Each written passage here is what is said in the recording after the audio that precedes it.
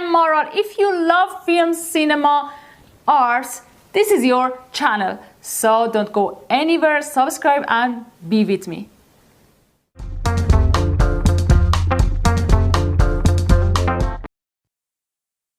Floating on the boat is Daryl Dixon. He is unconscious as the boat finds its way to shore. He wakes up face down on the beach with no idea where he is or how to get there. Things in French tell him that he's certainly not in America anymore.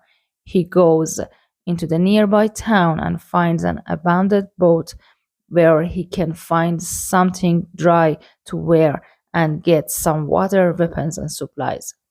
He also finds a tape recorder after listening to the boat's owner trying to find safe haven during the zombie apocalypse. Daryl adds his own entry.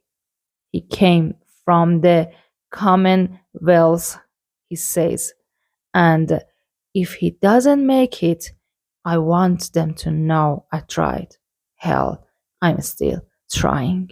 He finds an abandoned store and soon finds himself surrounded by walkers.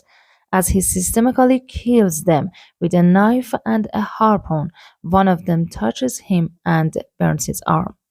Daryl finds two people in a country yard, a woman named Maribel and a supposedly blind old man named Gilead.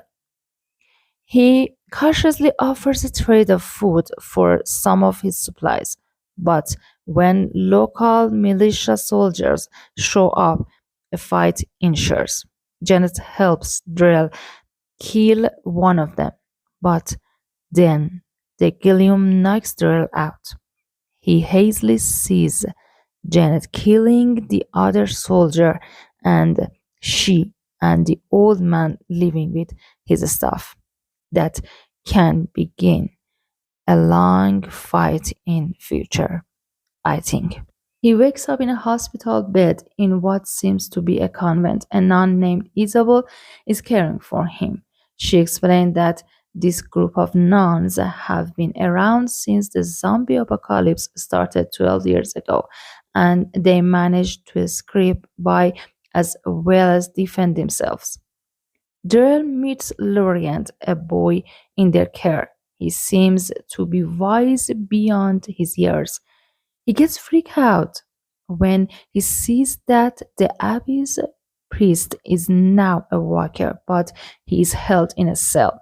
The hope, Laurent says, is that he can rise again.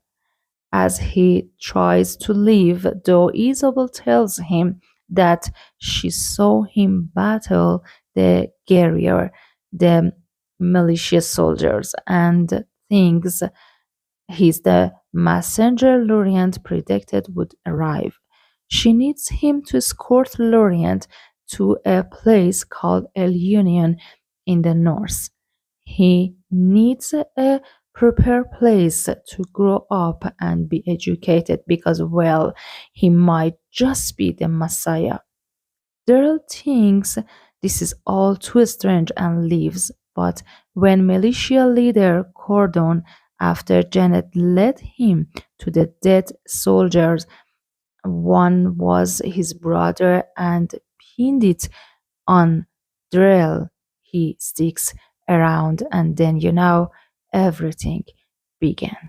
The Walking Dead Daryl Dixon works hard to convince us that Daryl Dixon in France is not exactly Daryl Dixon in the United States. His motorcycle is swapped for a buggy, his crossbow for a fishing spear.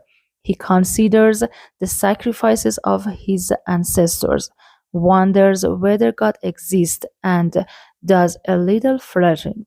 Can you imagine that?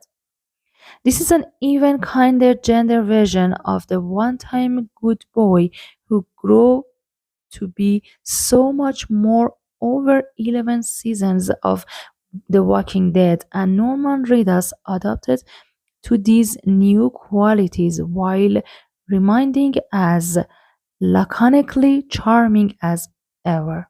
When, for the first time, we heard that one of the many Walking Dead spin offs being planned was going to consider it, on Daryl Dixon and Carol, we were happy because they were always our favorite OG survivors from the first years of the show. Even as the show was developed and Militia Macbeth, who plays Carol, dropped out, we were still happy. Daryl was always one of the franchise's most complete characters, and seeing him in a new environment was going to open up a lot of dramatic possibilities. Now that the spin off is here, is that the case? And I think The Walking Dead Daryl Dixon will make you wish the franchise did better. More interesting things with Daryl long ago, and it succeeds at the unthinkable, transporting Daryl to a new place where we enjoy him more and he enjoys himself more. It's for me. There is a lot you have been before because it's a zombie story in 2023. But the change of scenery, the exploration of the outbreak in Europe, and the developing genuine attachments with a different cast provides a strong reason to check back in with this character. The series even makes France itself a meaningful part of Drell's backstory and motivations, so that as random as it might feel to plank him down in such a romanticized place, there is a full circle message that reverberates. And at the end, I think it's a touching, winning adventure for the guy who is arguably the saga's most popular character. Is it your popular character too? Okay, can you tell me your opinion about this show?